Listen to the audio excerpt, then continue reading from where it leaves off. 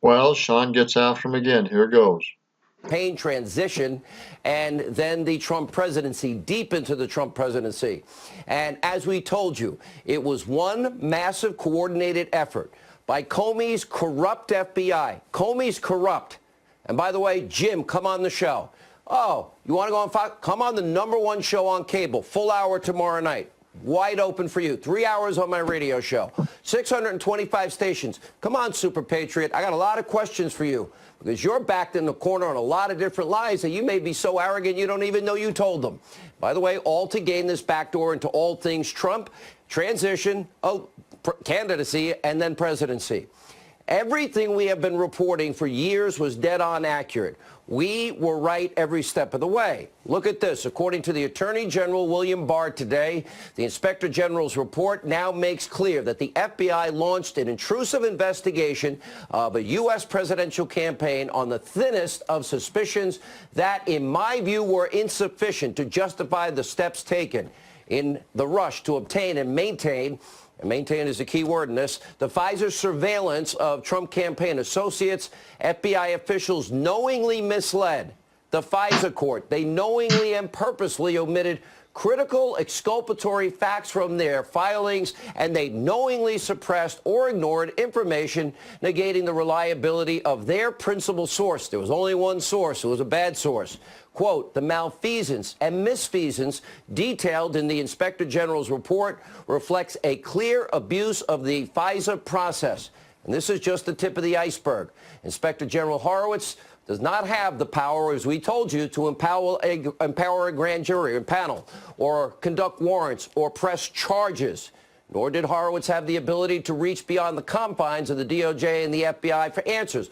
Remember in his previous reports, we have told this to you before, oh yeah, he referred Comey, McCabe, lying, government information, all of this. They were all referred. Nothing has happened.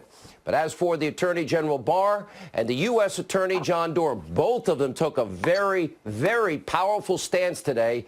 They both have the power to do all of that. And in this case, it is now in their hands. And as we speak, the Durham probe into the origins of the Russian witch hunt and much more is now ongoing. And in a very rare public statement, frankly unprecedented even, John Durham earlier today disagreed with the Pfizer report's one conclusion on criminal intent.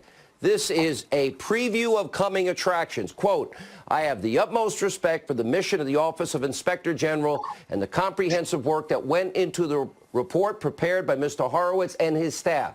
Key line here.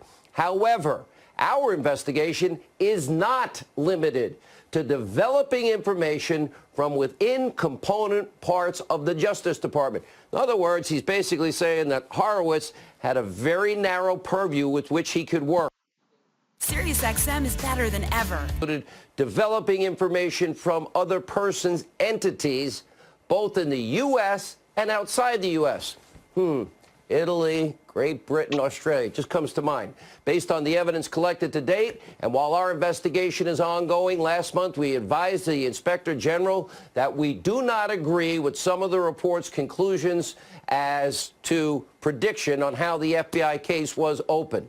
Well, what is Mr. Durham saying here? Clearly, he is signaling they have found evidence of criminal conspiracy with the intent needed legally to warrant a prosecution. That statement there, coupled with Attorney General Barr's statements, coupled with that speech we told you about the Attorney General gave, should send a shiver up the spine of each and every high-ranking official responsible for this disgusting, despicable abuse of power and corruption. John Durham is now very strongly hinting the origins of the Russia probe weren't just wrought with inaccuracies and errors, but instead downright unlawful. In other words, let me sum it up even more clearly. If I were Jim Comey, Andrew McCabe, Clapper, Brennan, Strzok, Page, I'd be a little petrified by the comments of both Barr and Durham. And while we await the results of Durham's criminal investigation, it is very important not to overlook the damning findings inside of this Inspector General FISA report abuse. Let us start with a review of the very basis of the FISA abuse. As we told you now for some time, Yada yada. The fact is, this is going on to be a criminal investigation, and Durham and Barr need to get off their butts and go after these people legally, and take care of the mess that's in there, and go after the FBI and the FBI agents, those people previously mentioned. Key would be Brennan, Comey, Clapper,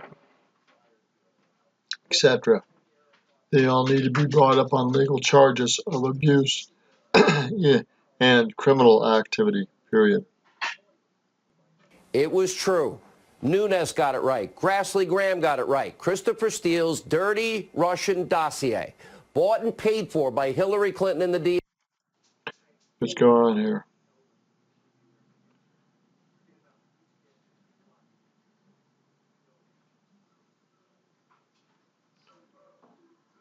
No Carter Page, no FISA warrant on Carter Page without Steele dossier. Come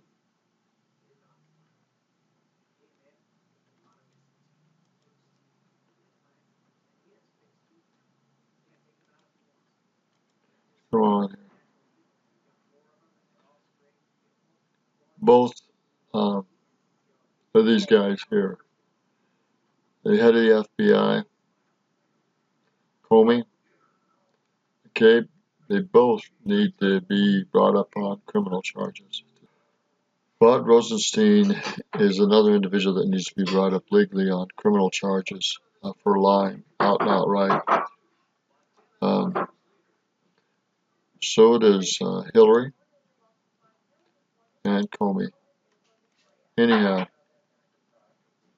this is not over legally. It's Roger Martin for Billings, Montana. So, legally, these two people need to be charged and criminal actions need to be taken. And they need to either be tried and sentenced or executed. I don't care which, but it needs to be nipped in the bud. I think that's where we're going this coming year. Good day.